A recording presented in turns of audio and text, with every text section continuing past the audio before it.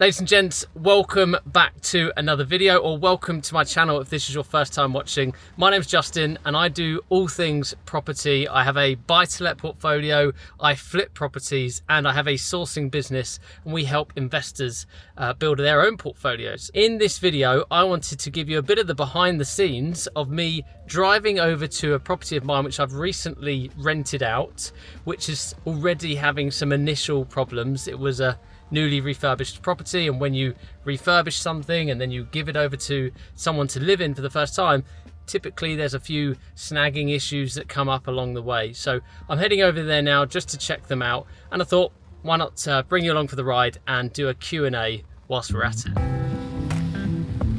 Well, I have arrived, but as you can see, the heavens have opened, so I'm gonna have to make a bit of a dash for the front door.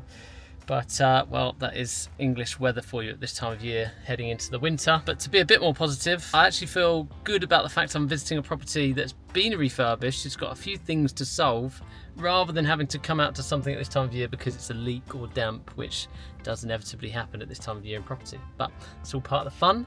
That's why it's important to buy good long-term investments for your portfolio. So, just got inside. It's a very dark and gloomy day, so I've just whizzed round and turned all the lights on. You can see the tenants are moving their stuff in, and during the process of moving their stuff in, they realise there's a couple of things wrong with the property. I say wrong with the property, it's just a couple of snaggy kind of things that aren't working, and again, it's because it's the first time of someone living in here. So the first thing, which I'll show you, this is the unvented heating cylinder, and you've got the thermostats on the inside here, so I've got to fiddle around with that to get that working, because currently they can't get hot water. The next thing is this radiator, which is actually an electric radiator, isn't currently heating up in the bathroom. There's a sneak peek of the bathroom, and they're having trouble getting the washing machine fully in and connected, although I think they said they've connected it now. They have managed to get that all sorted and connected. And although I really don't like to get involved with these sort of things, so I've got plenty of other things going on.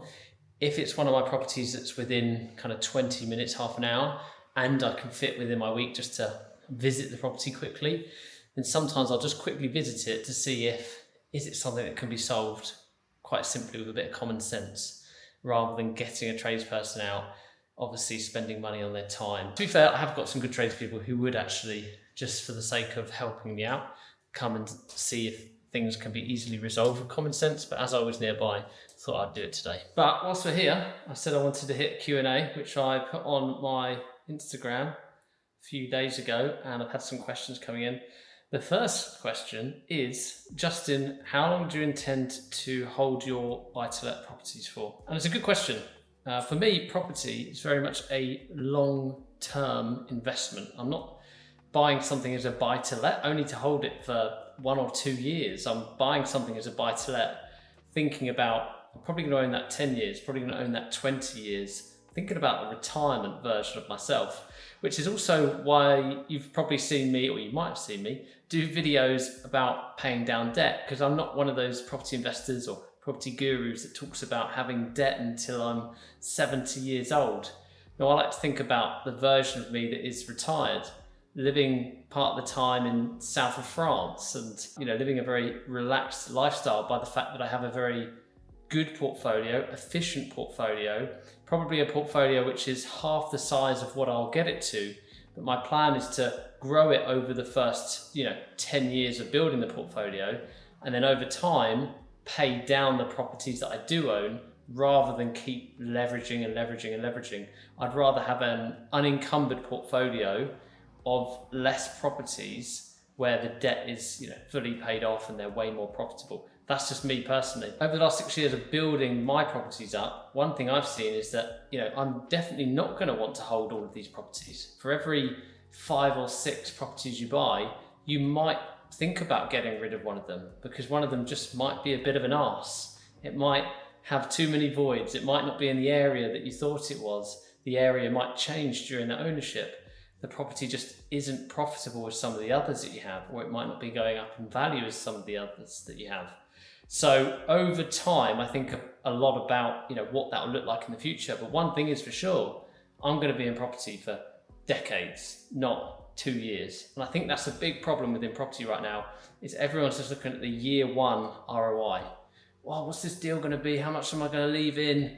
Oh, someone said online they've got all money out deal and that they've got 200% ROI. Who cares? That's year one. Most people that have got rich in property have owned property, again, for a long time.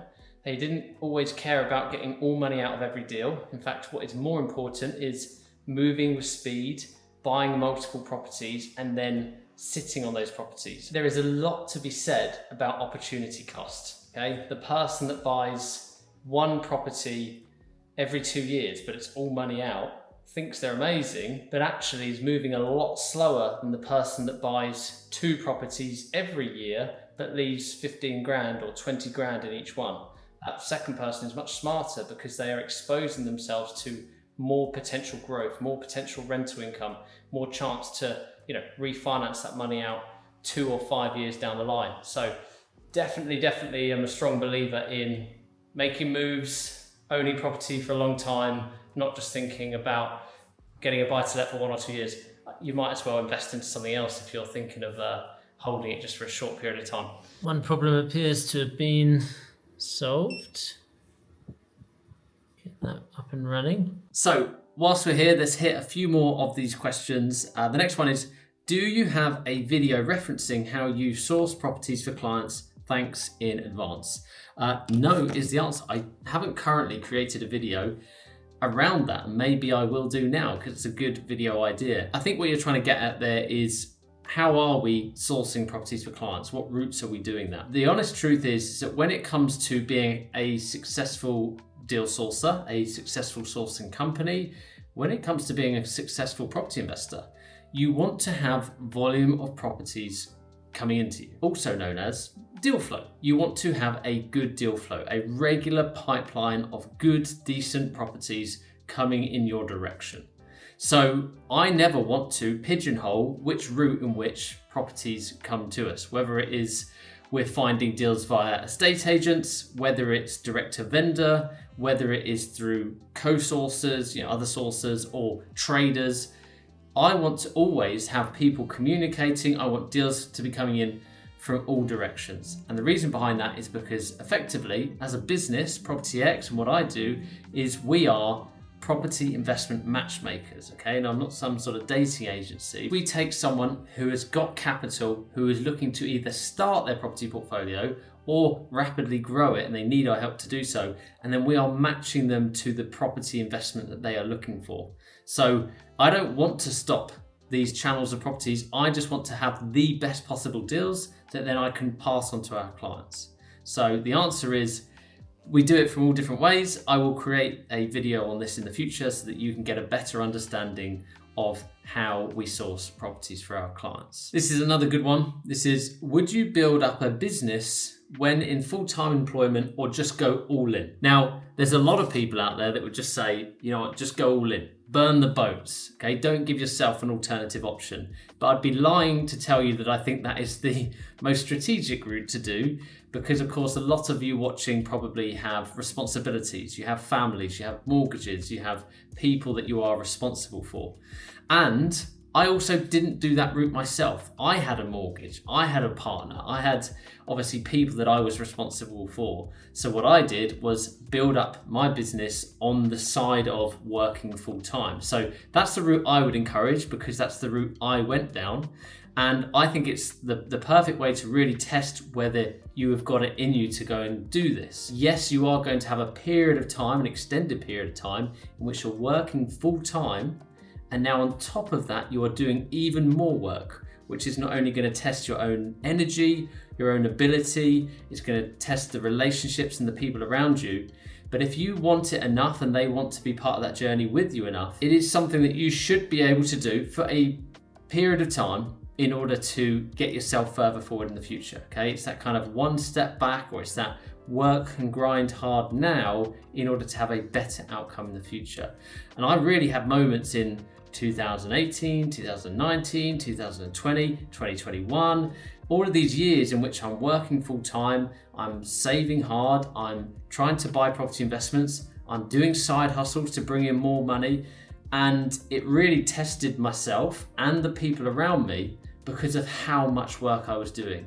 because of the hours that I was doing. But you ask me now, where I'm in this position where I managed to create a business, I built a portfolio, I buy and sell, buy and hold lots of properties. I have a really nice lifestyle. I have a great business that brings in decent income, allows me to meet many awesome people in the property world. I would tell Justin back in 2018, 2019, do it and do it 10 times over, because I can see the result now. It's just hard to see the result when you're going through it. If I was to go the alternative route and go all in, what would I suggest? Well, I would suggest that is for someone who doesn't have the mortgage, the family, the responsibilities, someone who doesn't have too many outgoings. And I would say live as cheap as you can, go all in on everything. I would find some form of mentor, education program, group to become part of. Every day, I would still actually set working hours as if I was going to be working for someone else. I think that's a massive mistake that people make, is they go, right, well, if I'm working for someone else, I'm working 9 to 5. But when I work for myself, I just take it easy, or I give myself off an hour here, an hour there. And I've never quite been able to understand why people get stressed about being late for a job for someone else. They work really long hours or set hours for someone else. They hold themselves accountable for someone else. Yet when it comes to holding themselves accountable, when it comes to working set hours for themselves, for the better of their business or themselves, they don't do it. They let themselves off, or they procrastinate. And that I've never been able to get my head around. So I think you need to adopt that mindset of, I am still working. It's like I'm employed, but I'm employed for myself, and I am the hardest boss going. So if you are going all in, you absolutely have to go all in and some. And ideally you do that in a time in which you don't have lots of responsibilities, like I said. Right, seem to have solved this problem as well. If you can see down here, it's a little bit dirty. We didn't clean the insides of this cupboard, but if you can see, this is up and running. Well, I got done at that property much quicker than expected, but that is not a problem. That is a very good position to be in, as I've managed to save some time. But the next question, I have seen mentors? I've seen mentors talk about getting around paying stamp duty. Is this possible? A lot of mentors like to dangle that carrot because they like for you to think that there's some information that you don't have or that you don't know. That isn't really the case. At times, or a few years ago, there were instances in which there were stamp duty exemptions for properties of particular conditions. But over the years, the HMRC have really changed their wording and the conditions around how you get that exemptions. To be honest, if you're a buy-to-let investor or developer in terms of flipping a property, it's very unlikely that you're going to have a property in which you can get those stamp duty exemptions. I've managed to get exemptions over the years, but that's from property trading, and property traders have more stamp duty exemptions than I think pretty much every other kind of property investor or type of strategy there is. But to round off, a lot of investors say or think they can get stamp duty exemptions because they're buying a property in very bad condition. That is not often the case, because there's very tight rules and criteria around it now, and most solicitors won't really let you or want you to do that. Whereas if you are a trader, there are quite a long list of things in which you can apply to certain situations and certain properties stroke vendors and their situations. So hope that makes sense. Try to move on from that. Try to focus on getting as much of a discount on a property as you can. That is always going to be your biggest lever to pull, rather than trying to save money on a refurb, trying to push the end value, or trying to get money off of the stamp duty. Just try to get as good as you can at negotiating and copywriting so that you can get a discount off the property at the end of the day. So just stopped off at another property, which is only sort of 10 minutes or so from the last one that we were in. This one I've just completed on. Again, we'll be sharing a video on this one very soon. Kind of does smell a bit like death in here, so I won't be here for too long. Thought I would just, I've got to come and meet someone who's quoting up for clearing the garden, and thought I would answer another question for you. So this one is, Justin, whereabouts do you invest? I know that you've got properties in different areas of the UK, which is absolutely right. I do have properties in multiple different parts of the UK. So when I started investing, it was back in 2019, and the first thing I did was go to Liverpool. I went to the Northwest. I saw the opportunity that was there, and I started buying buy-to-lets, doing BRR, and I continued doing that for a while. When I say the Northwest, I'm really talking about the areas that I know, that I've bought in, that I've sourced in, and that generally I've done a lot of viewings in, which is Liverpool, the Wirral, St Helens, and parts of Warrington and Wigan as well. However, there are tons of great areas that fall under the Northwest, right? The Northwest is a big area. But overall, I just think awesome area. Pretty much any strategy can be done there. You can source, you can flip, you can do HMOs, service accommodation, you name it. It's a great area for pretty much every strategy. However, if you've watched me for a while, you'll know that I like to stick to the bread and butter.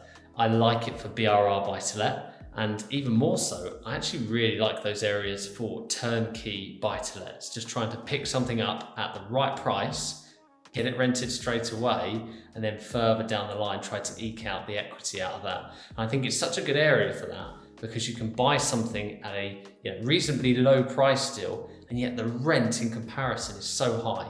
So such a good yield, or more importantly than yield, such a good return on investment year on year as well. So that's Northwest. The other area that I'm a massive supporter of, even more so these days, is South Wales. And don't get me wrong, I am not early to South Wales. Many investors got to South Wales way before me and have taken advantage of the capital growth, the rising rents and everything like that. But I still think there is such an opportunity there. And when I look at South Wales, the way I felt about Liverpool and the Northwest in 2019 is what I feel about South Wales right now. It's like, the prices are still so low. Yes, there's competition, but it's not too high yet. You can still get fantastic BRR buy-to-lets. You can still do turnkey buy-to-lets, obviously, and even some flips as well. So massive fan of South Wales. And last but not least is the area close to me, right? I'm a big believer. We don't need to invest close to home. We can remotely invest. Liverpool's 5 hours for me because I'm just outside of Brighton. And then South Wales is like 3.5 or 4 hours, and don't even get me started on how long it takes me when I have to start charging my car. So I don't think you need to invest where you live. But what I do like to do is still operate and do bits where I live, because I know the area so well, because it's so accessible to me, because I can make money here, and because I know a lot of the local agents. So I still do property locally to me. And what I tend to do here are flips, tend to do property trades. And that is because these are higher value properties. Like this one I'm standing in right now is a small, run-down bungalow, and yet this is worth like £300,000. So it's not the best buy-to-let area, put it that way, because of the capital requirement, and the rent doesn't really stack up against it. So I like lots of different areas. I invest in lots of different areas, but all for different reasons. And I tend to invest and hold things long-term, further away from home. And then I try to do flips and trades closer to home. I do have a few buy-to-lets around here, but that's just, again, if I have access to something which is cheap, it's good value, I can make money from it, well, then I'm probably going to do the deal. So that's the room I was just in. And well, I'm trying not to show too much of the bungalow because I want to save it for a future video. There is the outside. It's got an awesome little garden. It's in a great location as well. This is disgusting. Look at the state of that. I'm going to need a shower when I go home. So yeah, off I go. I just got back home. And well, I'm thinking about dinner, so I need to round up this video on one last question, and that is, what do you classify as below market value? And that's a really good question, because I get asked that a lot, and because a lot of people don't actually know the answer to that question. In fact, my answer to that question is there is no specific percentage that is below market value. It's not 20%, not 30%, not 40%. There is no right answer to that question. Although everyone has kind of differing opinions and a differing answer, I think it's always dependent on what you're doing. And what do I mean by that? Let's say, for example, you're doing HMOs, and you're doing HMOs with a commercial valuation on the end, okay? I don't do that strategy. I don't necessarily agree with that strategy. However, if you're doing commercial HMOs and you're going after that extended end valuation at the end, well then the chances are, because you're trying to get that commercial high end valuation, by the time you've taken away your refurb, you don't actually have to get it that much below market value. Okay, so that's one example. Another example is if I'm doing buy, refurb, refinance, the amount of discount that I need is going to be very different for if I'm doing a turnkey buy to let. If I'm doing a turnkey buy to let, what's more important is that I buy a property with a bit of discount, so a bit of equity. It's more important that I can lock in some good cash flow, and it's more important that I haven't got something which requires a lot of maintenance going forward. Whereas with buy, refurb, refinance, it's none of those, okay? I kind of want something that has a problem to solve, that needs a refurbishment. And the discount that I'm going to need is all dependent on how much money I'm happy leaving in the deal, because I work out my discount based off of what could this property be worth, how much is it going to cost to get this property to the standard it needs to be in order to achieve that end value, and then what can I pay for it based off of that. Once I've put all my numbers in a spreadsheet, what can I pay for it depending on how much I'm happy to leave in. Some people are happy to leave in nothing. Obviously, most people are happy to leave in nothing. Or more realistically, a lot of people are happy to leave in 20,000. So, which one are you? And then you take all of those and then you compare it to a property trader. Property trader is purely a market speculator. Okay, they can't guarantee they're going to get a certain end value for something. They can't guarantee, even sometimes within 10 or 20%, what value they're going to get for something when they sell it. So, below market value can be so different depending on strategy. So I think it's very strategy based, and most importantly, it's just whatever fits your numbers when you're doing that strategy. So I'm going to end the video there. I hope you've enjoyed watching it. As always, thanks for watching. I'll see you next week.